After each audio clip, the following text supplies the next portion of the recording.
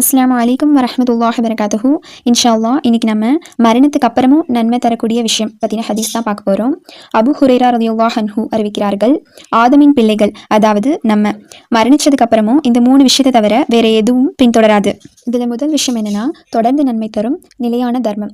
அதாவது ஒரு மஸ்ஜித் கட்டுறாங்க அப்படின்னா நம்ம அதுக்கு தேவையான செங்கலோ சிமெண்ட்டோ வாங்கி கொடுக்குறோம். இது சதகத்துல் ஜாரியா.